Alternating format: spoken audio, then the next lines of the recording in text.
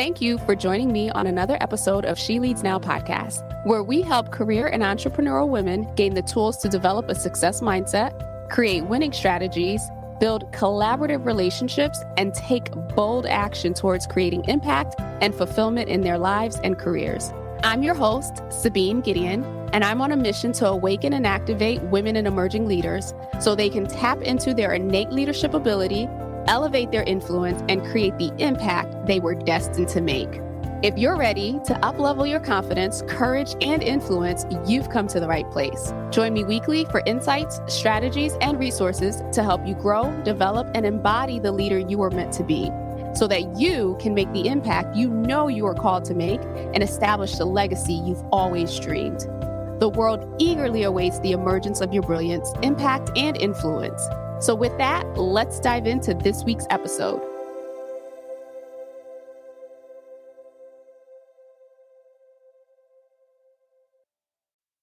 Hello and welcome to another episode of She Leads Now. I'm your host, Sabine Gideon. And so today with me, I have another amazing guest, which you will soon find out why I'm so excited. It's LeiLani Quiray.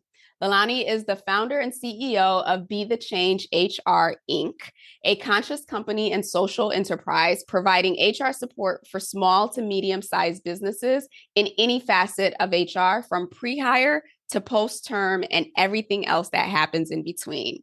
She and her team also teach free job readiness courses and provide free coaching to individuals who have been trafficked, homeless, and veterans in transition. Her team is not only a team of HR pros, but they are also life changers. With that, welcome to the show. Thank you so much for having me. Absolutely. So I'm excited to have this conversation with you. And I just want to set the backdrop for the audience here. So when I first moved out to San Diego and knew absolutely no one, I just got on LinkedIn and started reaching out to individuals, specifically individuals who had the same background in HR as me. And LeiLani was so enough to respond, and not only respond, but I got on the call with her to learn more about the work that she did, just thinking about the professional side, and only to discover that this lady has been plowing and changing the game in so many different capacities. So I'm excited to have her here to talk through those experiences and how she is actually creating change and being the change, literally the name of her business. But before we get into all of that, LeiLani, please share with us briefly your career journey and what has led you to becoming who you are today. Yeah, it's funny. You say literally being the change. I literally have that tattooed on my back. I want to be clear that I don't have Be the Change HR tattooed on my back, although that would be fun, but it's the quote, be the change you wish to see in the world. And it was how I came about with the company name. I was like, what am I going to name this social impact business, HR philanthropy? And I was like, oh, you've got Be the Change you wish to see in the world tattooed on your back. And I was like, well, let's call it Be the Change HR. But my background and how I got to this point is I have always done human resources. I mean, since I was a teenager, I just fell into that role and then continued to build and grow throughout my adulthood, climbing the corporate ladder, mainly working in businesses where I was the first human resources professional to step in the role, and then would lay that groundwork and foundation and then help grow the business from that people aspect. At the same time, in my mid-20s, I had a harrowing time, to say the least. You hit rock bottom a bunch of times. And when I finally came out of it, I wanted to dedicate myself to my talent. And as an HR professional, the one thing that we all know, like the back of our hands, is how to write a resume, good and bad resumes, funny stories from resumes we've seen when we've recruited, how to interview, what not to do. It's a very natural thing that we've learned in our own careers that can be brought to a nonprofit that helps people with job readiness or workplace readiness. And so when I came out of that very difficult time, I said I was going to reach a hand out and help others find their way, because crawling out of a bad situation, whatever that might look like for an individual, is really tough to do. And one of the things that you need is healthy, gainful employment, right? You need money in order to support yourself. So in my late 20s, early 30s, I kept doing that work while being an HR professional. So HR professional, volunteering at nonprofits in Orange County, working wardrobes, WHW, nonprofits that dedicate themselves to preparing people to enter the workforce. And then one day I just woke up and I said, this is nuts. Why am I making other people money? I want to do my own thing. And I want to do HR and philanthropy under one roof. It was the summer of 2017. That's when I came up with the business name. And it just all came together within 3 months. And then I launched in October, Be the Change HR, with the idea that I wanted to do HR and philanthropy under one roof. And here we are 6 years later. Oh, I love it. And for those of you who are watching on video, so I literally, a friend of mine gave this to me a couple years ago. And so literally it stares at me every single day on the windowsill there as a reminder. And for those of you who are listening, it's a little, I don't know, block that says be the change. And it's literally my reminder, at least the way that I interpret it, as every single day that I get to sit here, that I get to do the work that I do, I have an opportunity to make a change and make an impact. So again, another reason why I love you and your background and whatnot. And so thank you for sharing that. And so you have been, I think you just celebrated your 5th year anniversary in your business, Yeah. correct? Mm-hmm. Yeah. Nice. And then just a note to everyone who's building a business, and then I say we're in our 6th year because it feels good to anticipate the closure of another year. And so, yes, we just celebrated our 5th year. We're in our 6th. Love it. Love it. Congratulations. So tell us a little bit about from the HR perspective, right? And then we'll talk about the philanthropy side. From the HR perspective, what do you and your colleagues of HR and HR pros and change agents do? Who do you support? How do you support them? Yeah, we support small to mid-market businesses. So anything with 0 employees, companies that are getting ready to hire their first person. And it just becomes overwhelming when you start researching and looking into what do I need for my first hire, from the regulatory stuff all the way to the strategic things that you need in place to really make sure that that person comes on board, supported, part of the organization, and has everything that they need. So from 0 employees all the way to a couple thousand.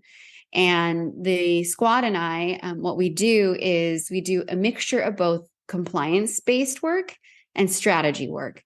If you can imagine a small business as they grow, like a lot of people are just focused on the new laws that's coming out, or I don't want to get sued, or I heard I have to do this. And so it's typically the conversation will start about compliance. But something very unique we get to do as a business grows is start interjecting what strategy is from the people perspective as the business grows. And what does that look like? A talent acquisition strategy. How do you get the right people in the door? What are your core values? How do you pick the right people? How do you become an organization that people want to work for and stay at and enjoy the work that they do? And so we're talking about engagement, culture, performance management, the whole life cycle of an employee. We help, again, both compliance and strategy. Sometimes our clients do not have in-house human resources and we become that. Sometimes they have in-house HR and maybe they just need like a stronger bench, or maybe the executive needs more support on a specific project. And so the team will come in and help with things like comp analysis, again, culture and engagement. We have a diversity, equity, and inclusion program. So it's really all the stuff that is in the world of HR that we support. Love it. Love it. And so I would imagine, as we all know, that the last couple of years, especially for these smaller organizations, has been challenging on so many different levels. So in terms of supporting the employees that they have in-house, trying to just navigate all of the market changes, based on your experience these last couple of years. And people keep saying the pandemic is over, and I'm like, really? Are we sure? It feels like it's still sitting there, like that friend that won't go home at the end of the night or at the end of the party. But nonetheless, as you look over these last 2 going on 3 years, really, what have been some of the biggest changes that you've noticed, both from the HR profession and the function itself, and how organizations have been or have adapted or needed to adapt in order to continue to thrive? Oh, yeah. I mean, just thinking about the gauntlet that every HR professional has had to go through in the last handful of years is just overwhelming. Typically, as HR professionals, trends and laws and changes, they come, but they come maybe at most every quarter, not every week, not every other day, not so specific by industry, by state. I mean, it with COVID, it just was like through the roof of we didn't know what was going to happen day to day. And I think the one thing with HR professionals that has changed, I think for the most part in business, is that it is a necessary function that is aligns with the business in order to keep it alive, right? I've been doing human resources for over 20 years. So I came in when it was personnel departments and, oh, it's just a line item that we have to have. It's the police of the company. And it was all those negative things. And as I've grown in my career, we've become more of a business partner, more of a person that has a seat at the table. These are all things any HR professional is like, yes, I remember, right? All these new things that were coming about. And now human resources is just essential. It's essential from the foundational regulatory piece, and it's essential to ensure that the workforce is happy and healthy. Because I don't know any business that doesn't, well, I'm sure there's some out there, but I don't know any business that doesn't operate without people. Yeah. And so HR is that professional to support that. When it comes to the changes in across industry, across the United States, oh my gosh, there's so much. There's so much. In the very beginning of the pandemic, unfortunately, I would see businesses that would say something like, you're lucky to have a job. So put your head down and work and do all these things. And I remember that quote by Maya Angelou, people will forget what you say. I mean, this isn't it perfectly, but they'll remember how you made them feel. Mm-hmm. And I remember advising people and talking about that. This is such a sensitive time for people. You need to take care of them holistically, not just in the workforce. You should work these hours and you should put your head down and you should be lucky to have a job, but holistically. And are you okay? This is really tough. What support do you need in your personal life in order to make it through? I care about what's going on at home. I care about the huge stressors that everyone was going through. And so when that happened, I also would say, you watch the minute that things turn for the better, people will just leave. And so there we saw the great resignation, the great reshuffle, the great reassessment. And that trend was people thinking, what am I doing here? I should be in a place where people treat me well. Like, this isn't a way for me to live my life. We spend tons of time at work. And so that trend came about. And I think overall, and I've always been talking about this, overall, every organization, every leader needs to treat its people like a whole human, and not only see it from the aspect of how much productivity you can get out of someone, but really, if I care wholly about a person, right, then, and they feel supported, then they'll also feel supported at work, then they'll also do great at work. But that's like the tertiary response. The first is taking care of each other. And I'm seeing this trend happening because the workforce is making it happen, right? They're like, we're not taking this crap anymore. You pay me right, you treat me well, or I leave. And there we go. And here we are, right? Yeah.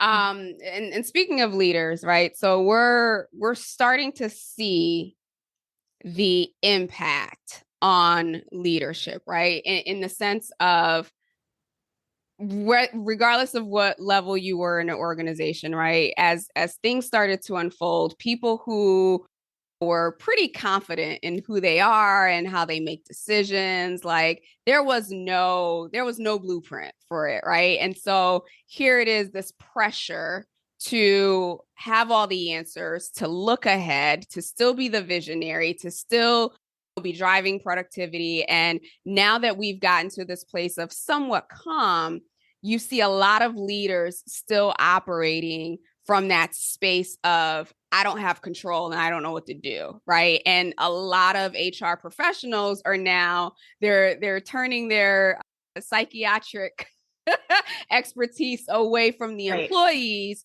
to now support the leaders as they're trying to re-identify and re-ground and re-anchor in who they are, because a lot of confidence was lost during that time period. Are you and your team experiencing that with actually looking to support or finding yourself having to provide a lot more, I don't know if emotional support is the right word, but a lot more support for the leadership and helping them gain ground?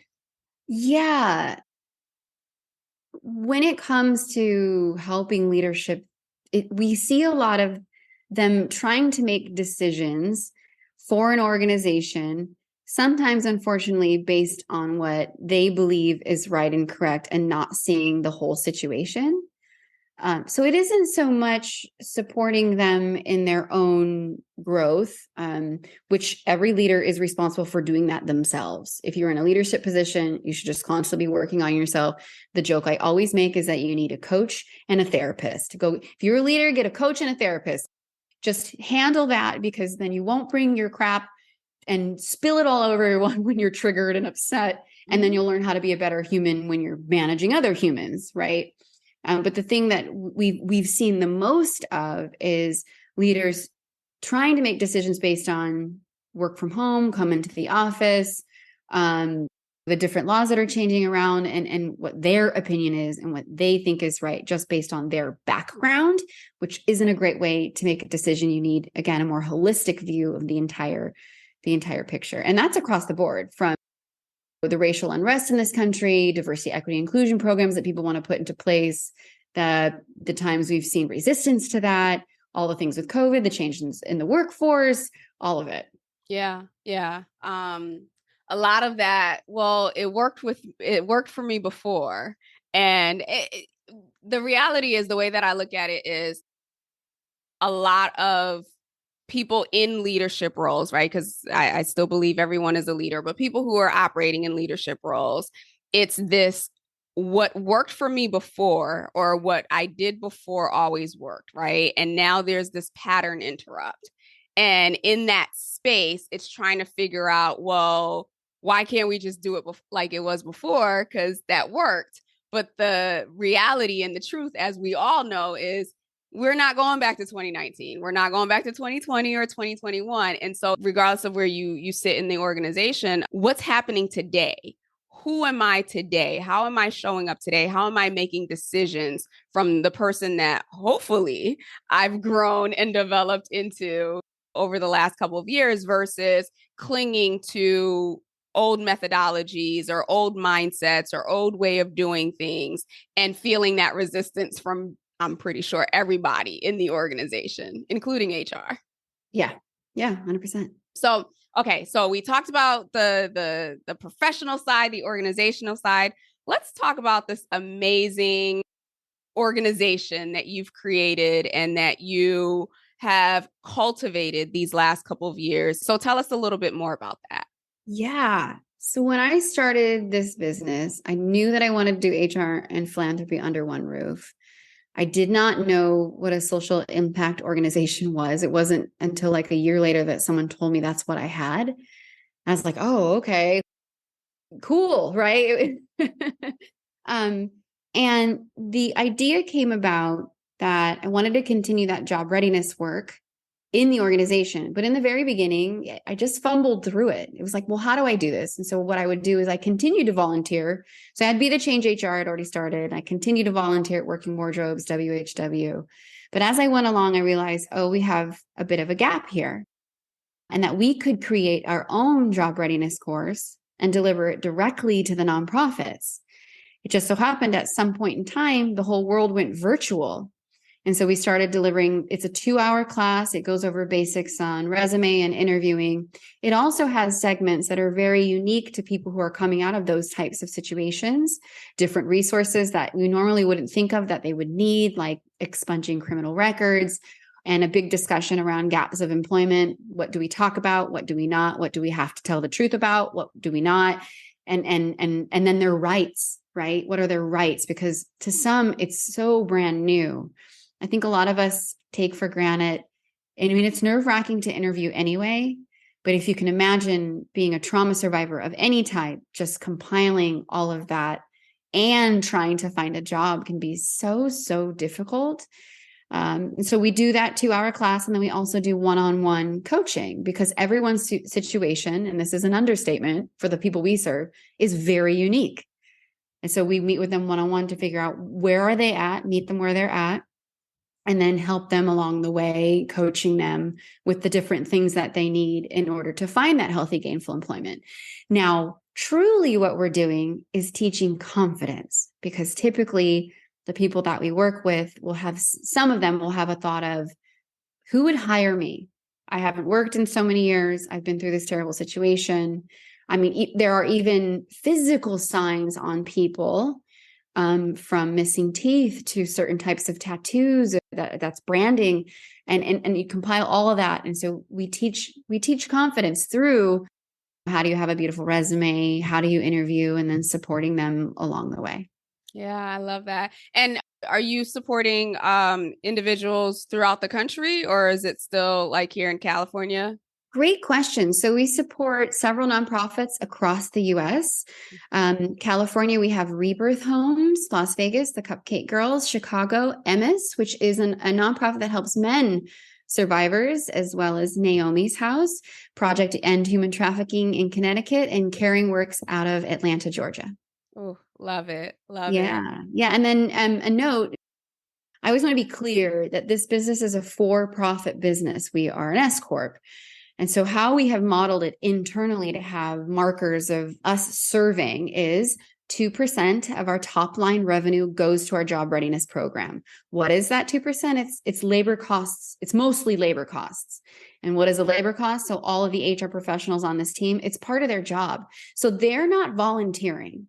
They are paid their regular rate. They're also trained, trauma-informed training, vicarious trauma training. There's a trafficking awareness certificate course they'll go through, but they're paid for their time to do this, and it's part of the job. You don't get hired here unless you're ready and willing to do that work. Oh, I love that. I love that. To build that into the culture. And so that leads me to my next question, and we were talking about this earlier. One of the things that I admire about you the most is that you've been able to cultivate this amazing network and supportive community. Literally, if you say, hey, I'm doing this, like people flock and are like, I'm in, what do you need? And I know that doesn't happen overnight. I know that that takes a huge amount of intentionality and you being vulnerable to be able to ask. And to couple on top of that, we also know that oftentimes for women, it's harder for us to step outside of whatever it is that we're doing to seek the support and to be vulnerable in that space. So talk to us, like, how have you cultivated the support network, and what, I don't know, what triggered for you that this was the thing that I needed to do in order for me to be able to grow and make the impact that I'm making? Loaded question. I know. Yeah, there's so much there. I think the first thing as a woman in business, I dealt with imposter syndrome for a handful of years. I don't belong here. People are going to see me. My business is so small. Like, nobody's going to hire me. I mean, all of that was something that I had to get past and get through. Fast forward to today, I probably receive a colorful comment about my business or myself maybe once a week. That's such a big business for a small lady, stuff like that. And I've learned to really let that roll off my back. I don't even spend time on it anymore. I couldn't in the past. I wanted to get mad. I wanted to talk about it. I wanted to say something to that person. And now I'm like, you know what? Just get out of my way. You're not the kind of person that I want in my network. And really empowering myself. It doesn't matter what that person assumes about me. Like, here's what I'm doing, and it's amazing stuff. And if you cannot see that, you can leave. So I have a bit of attitude in that sense. And the other, you are so right. And thank you for recognizing this about me. I am very intentional on the time that I spend and who I spend it with. I also bust my butt networking.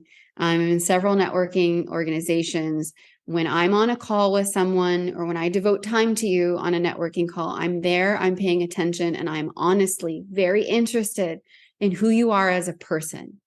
And I get feedback back that when you know LeiLani, like, what you see is what you get. My word is is my word. And I think that's something really important to be a solid person who cares is a very easy, it's free to do, right?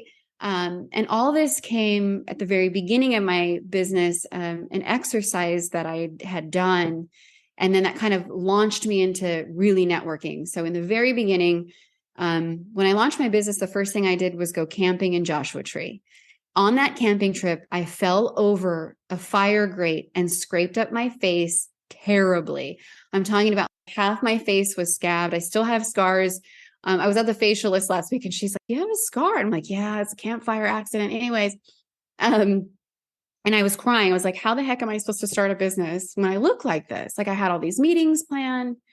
And so I took a step back and I was like, what can I do with my time while my face heals? Because it was really bad. I've never had people gasp at my face, but people were like, would look at me and go, oh, and I'm like, oh, it's so bad. So I went on LinkedIn because someone had made a comment, oh, you know, so-and-so on your LinkedIn. And I didn't. And I was embarrassed. And I thought, I'm going to go through my LinkedIn and everyone in the area that I think I should meet, I'm going to message them. And so I had a message that said, hey, I'm LeiLani. I'm not a weirdo. I promise. I want to make my LinkedIn connections, real connections in real life. And I'd love to have coffee or lunch with you. Now, I know some women are like, oh, is that safe? I'm like, public places, always during the day. If someone wanted to have dinner, that's a hard pass. I only met one person who hit on me. I ended up meeting 100 people in that next about 9 months or so. And it was such an impactful exercise to meet with people. And my intention was just to get to know them. I didn't want to sell them on my business. I even said that I'm not going to sell you anything. I just want to get to know you. And then fast forward to today, some of those people are my biggest supporters. I am their biggest supporters. I love them to death. And it all came about for me being brave and saying, I'm going to do this exercise and just see where it leads me. Yeah, I love that. And I'm so inspired by that because mine wasn't like an intentional exercise. It was like, I'm in San Diego. I had no one here. And so I absolutely have to start connecting with people. And so our approaches were very similar in that just, hey, I just want to get to know you. What do you do? What do you have going on? And even to this day, again, as we'll share your contact information, like you are certainly one of the most generous people, right? And generosity in the sense of just being present and having compassion. Some people, like, you just start to talk to them and you see their heart. And so you're definitely one of those people and do an amazing job at attracting people who are just like that as well. And so how do you balance running this company that is also doing nonprofit work and all of your networking, and after your year of traveling, I keep saying traveling the world, but how do you balance that? How do you make time for the relationships and still the work that needs to get done? Here's the kicker of all of this. I work typically only a 6-hour day, and I don't work every Friday and I don't work weekends. I have built this business when I could. Now let me put an asterisk next to that. That wasn't always possible. When you're building a business, sometimes you have to put your nose to the grindstone for a certain period of time to get to a certain level to be able to pay for. And here's how I do it. I have virtual assistants that run almost everything I do in the background, so that I have anything in my mind. I'm like, why am I doing that?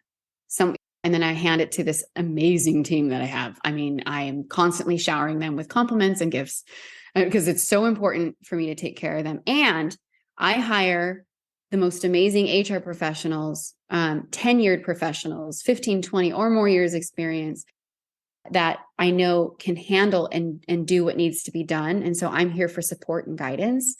So I'm not always in all of the day-to-day. And then I choose wisely what I do with my time. I do not overextend myself, very, very rarely. I do get the comments sometimes who are like, well, your calendar is booked until right now, it's booked until mid-January. And I'm like, yes, because if I say yes to one person and go outside of my hours, and all of a sudden I have this huge schedule. And for me, my own mental health, like I have to take care of myself first. Me first and foremost, not selfishly. but to the point where I know this is what I need for my workday. This is how I need to operate so that I can show up fully for my calls, for our job readiness program, for my people, and then also enjoy life, because this is what it's about. I mean, I think it's obvious with my business model, but I'll say it out loud. I am not in business to make money, right? I'm in business to live a purpose. And part of that purpose is creating great workforces, helping trafficking survivors, and for me to live a full and lovely life. And so that requires some boundaries. So I am quite busy, but I'm also quite balanced. I love it. I love it. Well, we're going to transition here into our little blitz section here. But before we do, one quick question as we look ahead, right, for individuals who are trying to figure out where, like, what their leadership brand is, right? Who are trying to figure out kind of like, how do I position myself? And we're not going to go into the how do I find my purpose, because we could be here for hours, right? Right. But how do I position myself to do and be someone who is impactful and someone who makes a difference? What piece of advice that you would give to someone who is just kind of like, there's more that I can do and I just don't know where to start? I think it's super important as your own person and as your own personal brand to figure out what your values are, just like an organization would do. What are my core values? And then based on that, where is my spark? A lot of times I'll talk to people about, you can make a difference in the world. Choose something that you're super passionate about, because we're all passionate about something, right? Maybe you had a family member who passed from cancer. Maybe you love animals. And so start exploring, what that is to you and how you can, and it can be small, volunteer for one day a year, give some money, like research local organizations and just ask how you can help. And there it goes. I mean, this is how it started for me, right? What am I passionate about? I was in a crappy situation. I got myself out of it. I wanted to turn my hand around and help others. I'm an HR professional and I just ran with it. So I think as a leader, between figuring out what are my values, and really having that be your brand. If you're a fun leader, lead with that, right? It's refreshing, to be quite honest, of these things that make us really unique. That definitely should be part of that. And then the other part is, you can change the world. Pick something that you love and you're passionate about and just start slowly or fast, whatever you want to do, going after, how do I make change in that segment of this world? Thank you. Thank you for that. So going into our blitz section here. So I have a couple questions, right? Given everything you've done, and I'm sure, no doubt, will continue to do, to be the change and to change the lives of others and make this world a better place. As you look back over the course of your life, if you could go back to a younger version of yourself and give her a piece of advice that you think would have been a game changer, what might that be? Oh man, there is this moment when I was going through all my difficult times, like I'm getting teary-eyed, and I wasn't sure I was going to make it. And there was this small voice inside of me that said, just keep going. Keep going. And then later there was something like, you're going to be amazing at 40. I remember just thinking, just keep going. And I feel like if time travel were real, that is me now turning to 25-year-old me. Just keep going. Little steps at a time. That's what I would say. I love that. I love that.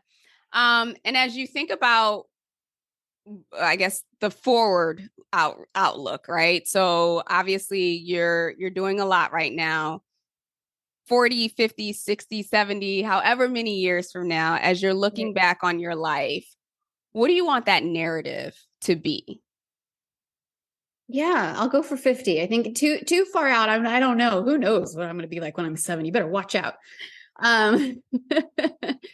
Impact, making an impact while being balanced is so important for me. And so that is my ultimate wish for myself, is to change.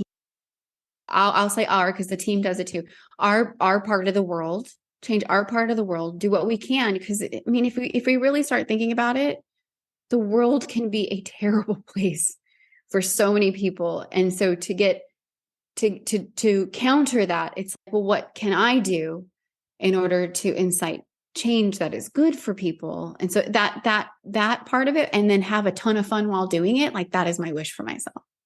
Love it. Love it. And so I am a big believer that leaders are readers, and so many books have shaped my life and who I am today. And I always never fails. You talk to someone and they're like, this is the book that shifted everything for me.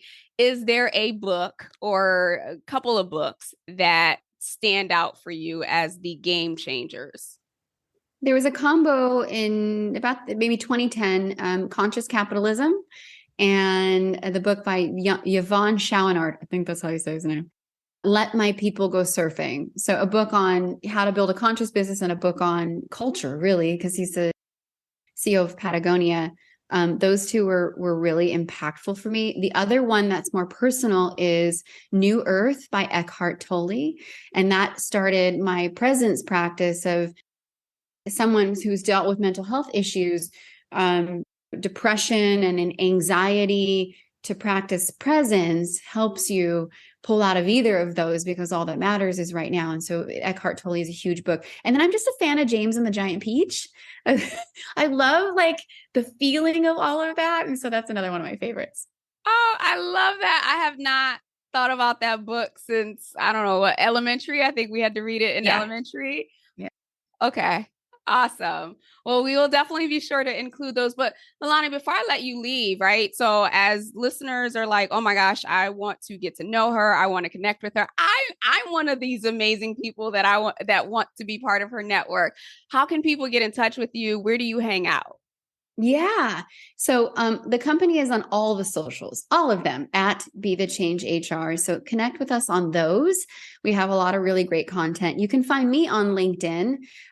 My name will be spelled out for you in the show description. So just copy and paste that and head over to LinkedIn and send me a message. Tell me that you saw me on this podcast, and I'll be sure to say hello. Absolutely. And you have a YouTube channel, right? All of it. Yeah. You literally, if you go to our website, it's bethechangehr.org. At the very bottom, you'll have links to all of our socials, and you can find us on YouTube, TikTok, Instagram, all the things. And then if you want to follow me personally on Instagram, you're welcome to. I think that's really good content for leaders. And then just me personally and all the crazy stuff that I do, which ice climbing is coming up. It's in the bio of our Instagram profile. Okay. Awesome. Amazing. And again, we will include all of the links to connect with LeiLani and her business, as well as the links to the books that were recommended. And as she mentioned, if you do connect, let her know that you heard her on the She Leads Now podcast, and definitely be sure to connect and join this amazing network that she has in support system. So with that, thank you so much for being on the show. We will be back next week with another amazing guest. Have a great rest of the week, and we'll talk to you soon. Take care. Thank you for tuning in to another episode of She Leads Now. If you found today's episode helpful or got a piece of insight that you plan to implement in your business or organization, I would love to hear from you. Connect with me on LinkedIn at Sabine Gideon, that's my handle, and send me a private message, or feel free to go ahead and leave a review on either Apple or Spotify. I also invite you to share this episode with anyone in your network who you think might benefit from this content.